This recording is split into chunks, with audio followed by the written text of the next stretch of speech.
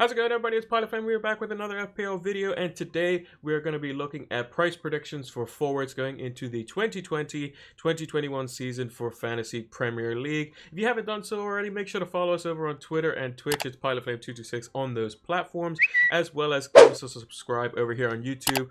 It's PilotFlame226. Links are also in the description as well.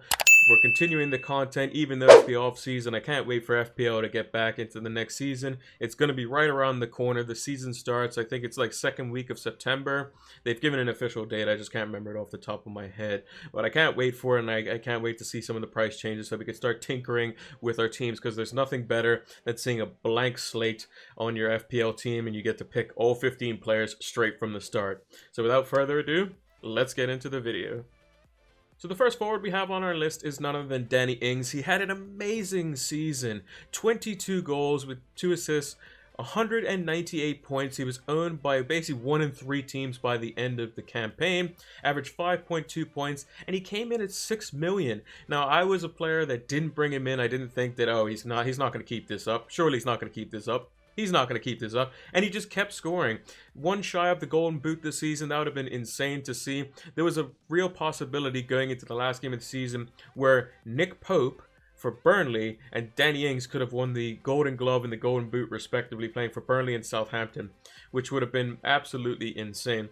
But he just kept on scoring. And I think the main part of that was Hasenhüttl's use of Nathan Redmond, who's been kind of crucial in terms of the creativity, and Ings just could play more as just a typical number 9. His finishing has been excellent. He's been on point with that. Basically, when he gets the ball in and around the box, he's just passing the ball in the net now. It's just so seamless, and I think he'll definitely see a price increase this season. Starting at 6 million, he finished, I think, somewhere around like 7.7 million, but I think he would have definitely gone up if there was more games to come, and I think he'll probably be priced around 8 million, that kind of mid-range mark, because they'll use the like 6 to 6.5 million mark for the new teams such as Leeds and West Brom, and then depending on who wins on Wednesday, it'll be Fulham or Brentford.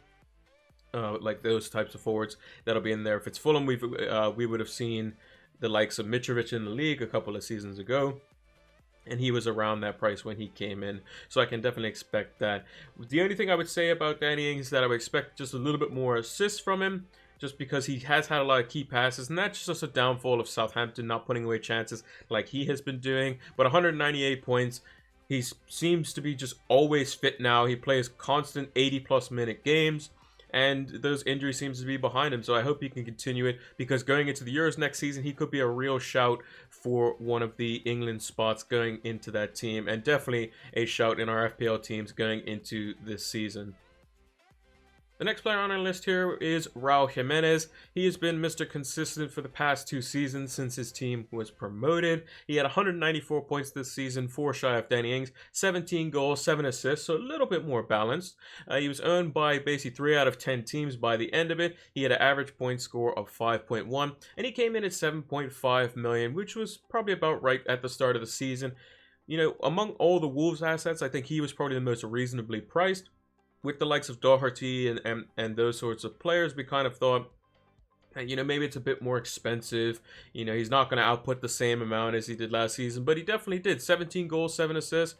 Not too bad there. That's 25 goal involvements in total across 38 games. Pretty good. It's basically 1 in every other, just over that. And I think he'll definitely see a price increase this season. He has shown that he is the most important player for Wolves, apart from maybe you could say Adama Traore and Willy Bolly, but I think he is just the guy. He's always fit. You know, he's had his baby, which is quite healthy now, and he's going to be quite excited, obviously, to go into next season and not having that kind of worry, I guess, where it's like, oh, my wife could go into labor at any time. So he's going to be focused on the next season, and he's just a constant threat overall for Wolves. He just gets in and around the box. He's very good in the air. There are these rumors that he's going to come to Manchester United, but that's a load of waffle in my opinion. There's no way Wolves are going to get rid of arguably their best player. There are rumors that they could be bringing in somebody, a Portuguese player from overseas, and I think that that's likely possible to be a backup to maybe give him a little bit more rest at the end of games, because they don't typically have someone who can play the number 9 role as well as he can off the bench. You have to bring in the likes of Jota or Neto or Podence, who are kind of more wingers slash like number 10 style players, and I think that that could help him overall. Maybe you see if Wolves, they end up winning the Europa League or something like that, and they have to play in European competition, you may see Jimenez get a little bit more of a rest potentially. And that could detriment his points overall in FPL, but you'll see him definitely start most games, if not all of them, going into next season. I expect Wolves to be fighting in and around the top 6 next season, and I think the price increase to 8.5 million, which we have for Jimenez here, which is 0.5 more than Ings, and I expect Raul Jimenez to do just as good, if not better, going into the 2020-2021 FPL season. Next up, we have the Premier League's Golden Boot winner outright. It was Jamie Vardy. He scored 210 points this season, 23 goals, 7 assists, was owned in 27.2% of teams by the end of it, averaged 6 points, and his starting price last season was 9 million. Now, Vardy ended the season at around 9.7 million, I want to say. But I don't think he'll go past that. I think he'll be 9.5 million this season. I can see an argument for him being 10 million, but I think that Leicester kind of fell off a little bit towards the end of the season, so they may retract some of his price. It was a bit inflated because a lot of people were just bringing him in just for a couple of games, and they probably wouldn't have had him going forward. His goal scoring form has been prolific. He's shown that. He's, with obviously being the Golden Boot winner, he shows that he still got it. I think he's age 32 now, I believe. So even at that age, he's still got the pace. He still gets him behind. But with Brendan Rodgers' system, I noticed that he's becoming more of like a kind of a poacher style instead of getting in behind more often, because they're typically getting more and more possession of the ball, whereas typically in their title season, Leicester were the team that kind of dropped off and basically hit on the break with the likes of Riyad Mahrez and Jamie Vardy, and they just beat teams with just raw pace. And I think that Vardy will definitely be a good asset going forward next season. Whether Leicester will be able to hit the same heights and basically get back into the top 4 next season, that's still to be determined. However, I think that Vardy will be a good asset going forward. If they put him at 10 million, I think that's probably slightly overpriced. He did win the Golden Boot, however, so I think that's possible. But I think that, on average, he'll probably stay around 9.5 million if you were to give it a full season with this current form. And I think that's just about right for him. He'll probably fluctuate from 9.7 down to 9.3 and so on and so forth, depending on certain fixtures during the season, or depending how well Leicester's players stay fit, because they did suffer a lot of injuries and suspensions going into the final few games of the season. They had Ricardo Pereira out. Johnny Evans had just recently scored an own goal in Bournemouth. Soyuncu got sent off in the Bournemouth game. Ben Chilwell was out injured. Maddison was out injured. So they did have a lot of pieces missing. And I think that also plays into the fact that Vardy could have potentially scored even more towards the end of the season. But I think Vardy will be at 9.5 million going into next season. There is arguments, like I said, to see him being at 10 million, but I think 9.5 is a much fairer price for him for the 2020-2021 FPL season.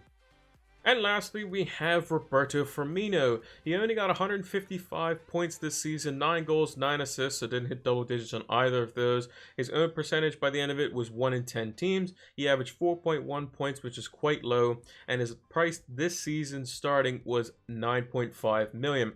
I think you'll definitely see a price drop. He's playing a bit more of like a number 10. He always has, but he's playing a bit more reserved than the likes of Salah and Mane are getting the majority of the points. Had a real big goal drought this season and was just overall, not as effective. And I think with his more reserved kind of, the 1-2 style of player, kind of putting people in behind and that sort of stuff, he's been less of a presence in the box. Whereas, Salah and Mane have been the ones flooding in. You've seen Wijnaldum making deep runs. Naby Keita's getting involved. Oxlade-Chamberlain's getting in the box more. There are even times where Jordan Henderson even is picking up spaces that may be slightly higher up than Roberto Firmino. And with the introduction to Minamino into the team, you'll start to see Firmino being hooked off earlier. And, that could definitely take away from some of his points. So I think a price drop is warranted here. Whether it be as low as 8.5 million like I've suggested here, it's definitely possible. He does play for one of the big 6 teams as it's considered. Liverpool, Manchester United, Man City, Chelsea, Spurs, and Arsenal. Those teams typically have higher priced players just due to the profile of their club. But I think that Firmino could definitely see a price decrease, at least by $500,000 to $9 million. But I expect it to be more in the 8.5 million mark. And I expect Salah and Mane to still be up in the 12-ish million range, which will be more of a balance around that. Because you have to kind of think the way they play, being a false nine player with like Firmino's dynamic where he focuses mainly on build-up play and it's kind of just getting runners in behind, he's not going to be the one typically scoring. I think like a normal season for Firmino will probably be anywhere from 7 to 10 goals, but he on a really good season, and he'll have probably anywhere from 15 to 20 assists, which will probably be more points than what he has now, obviously, but I don't think it's going to be like a massive score where it's going to be like Mohamed Salah scoring, 20 plus goals in a season with like anywhere from 8 to 15 assists.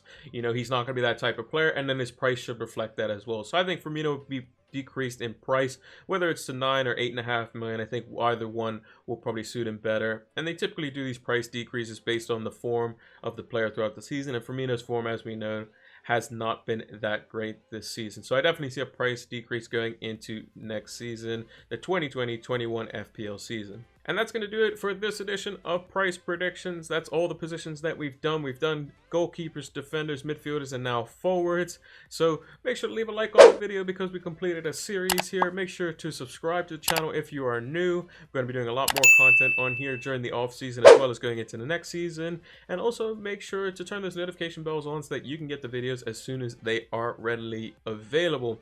Also, make sure to give us a follow over on Twitter and Twitch. It's PilotFlame226, as you can see down below me. Links are also in the description below. Over on Twitter is where we post our YouTube videos as well as when we go live for streams, and Twitch is where we do those game week discussion streams as well as other gaming streams over on Twitch, as I mentioned.